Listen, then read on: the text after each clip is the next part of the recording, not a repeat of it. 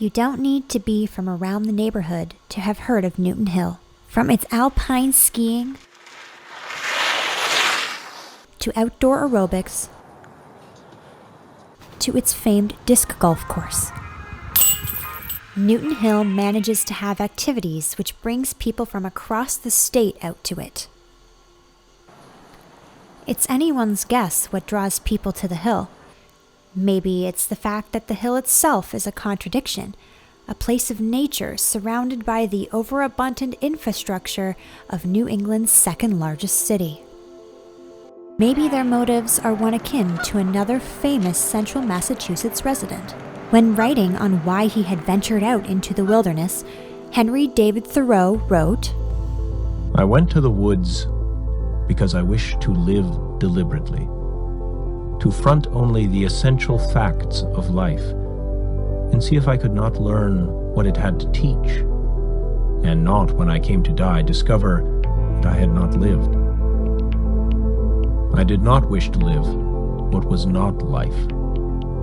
Living is so dear, nor did I wish to practice resignation, unless it was quite necessary. I wanted to live deep and suck out all the marrow of life." Many could imagine the hill as those woods, jetsoning above the community as some kind of protector, an object that, as far as they know, has been here forever. And from what research can be done, the implications from historians is that it has been. Before the arrival of Europeans, Massachusetts was known as the Dawnland, with central Mass being under the firm authority of the Nipmuc people who traveled beside the hill across the same pleasant street route that many joggers run through today. By the 1720s, the natives had been mostly wiped out, and Worcester's new European inhabitants turned that ancient Nipmuc pathway into a road used by settlers traveling to Paxton, many pausing their journey during the course to hike up what was then known as Little Prospect Hill, to enjoy the pleasant air which was thought, at the time, to be fresher than the air below.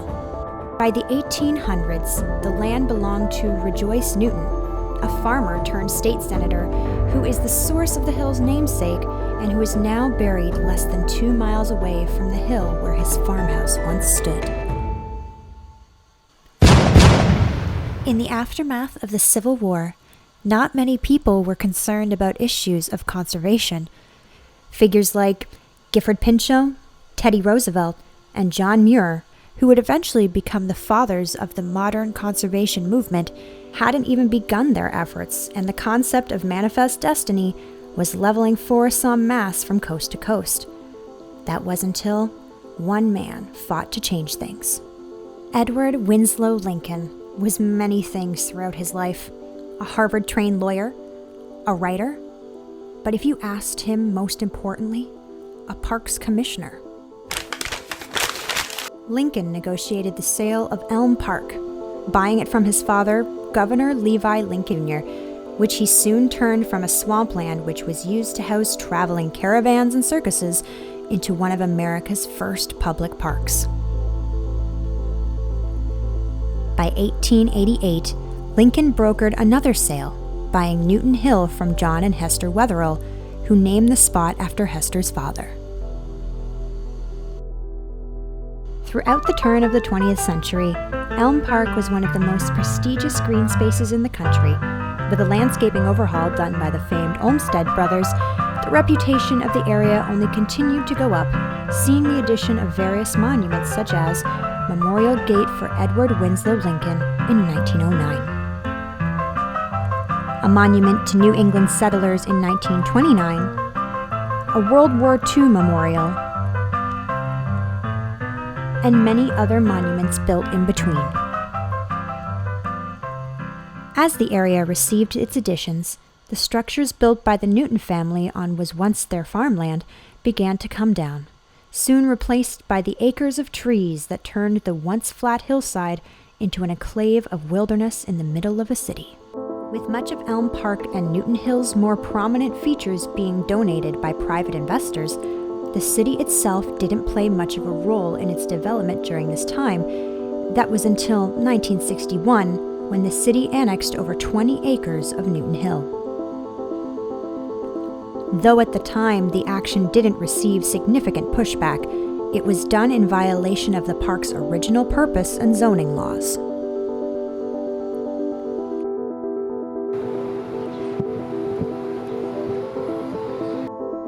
This is one area where we cannot have budget cuts because we must wage what I have called total war against public enemy number one in the United States, the problem of dangerous drugs. The war on drugs and the inner city crack epidemic had been destroying many communities across the country. Worcester's no exception to its effects. Such a remote area in such a populated city allowed it to quickly become a haven for gang and drug activity. Vagrants and squatters soon calling the hill their home, as families soon were unable to let their children anywhere near Newton Hill.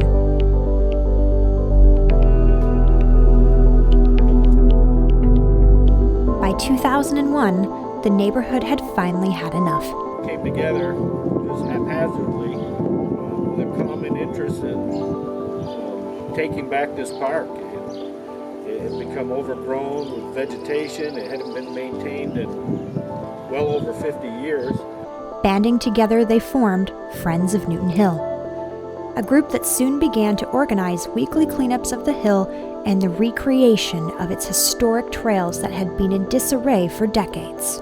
Raising money on their own, they managed a complete overhaul of the hill, turning it from a local needle-covered dumping ground to a green space used by the community at large, erecting new monuments on the hill such as a memorial flagpole for former Worcester mayor and decorated World War II veteran Paul V. Mullaney. For years, the Friends of Newton Hill have worked to transform the highest elevation of the park. Thursday, they unveiled a new flagpole dedicated to the late Paul Mullaney. The veteran raised his family in the neighborhood. A flagpole at the summit of Newton Hill will honor the life of the late Paul V. Mullaney. Really accomplished a lot in his life, but he carried himself in such a humble, approachable way. The former mayor, district court judge, and decorated Marine Corps veteran passed away last year. Friends of Newton Hill held the dedication ceremony of the newly installed flagpole for his family, friends, and city leaders. It's heartwarming. Not only are they part of the community, but the son-in-law, the grandson, they're all very active members of the Friends of Newton Hill. Despite the efforts of the community and the work done on the hill, the city had other plans, announcing that they would be replacing the old Doherty Memorial High School with a new school they would be building on undeveloped Newton Hill land, which they planned to annex from the park. A group of neighbors, taxpayers, are stepping up and asking the city to not put a high school on this protected parkland. We feel very strongly that this is still parkland and was never legally transferred back in the 60s. And it still should be parkland today.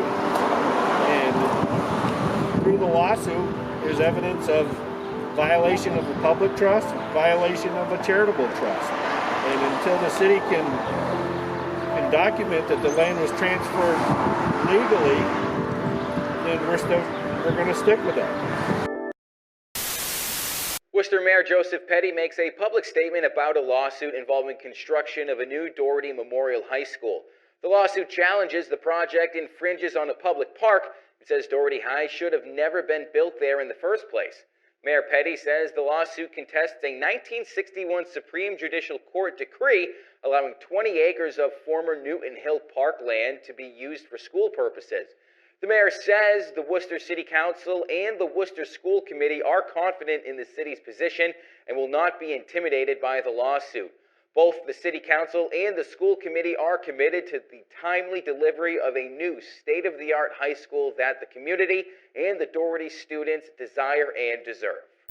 My name is Matthew. I'm a student at Doherty Memorial High School. I kind of like it up here. I don't see why the building that we have now is like, insufficient. The park is important, the green space is important, it shouldn't be torn down. There's got to be an easier, better, smarter way to expand Doherty. Our park needs to stay the same. The trails are what make Worcester, and that's not what I want. I really feel that tearing this course down and doing anything to this park rather than leaving it available to the public and helping kids stay off the streets and enjoy this lovely recreation that we have here available to us for free. One of the best reasons to keep New Hill not expand school. You have a lot of people here that like to walk in the trail. People bring their dogs here. There's a lot of kids, running around the trail. Disc golf family. This means a lot to everybody that uses this park. I mean, expanding the school will definitely be not a good thing for a lot of folks. Like, we're just located in the middle of the city, and this is probably the only green part of the city where you can get some fresh air, run away from the traffic noises and stuff. Newton Hill and Elm Park are one of the biggest recreational assets that we have in this city. One of the most widely used, one of the most beautiful, and a natural oasis within our urban city. So to me, I live in the neighborhood just down Elm Street. It's a beautiful spot to come and relax. Go somewhere else and help. There's plenty more high school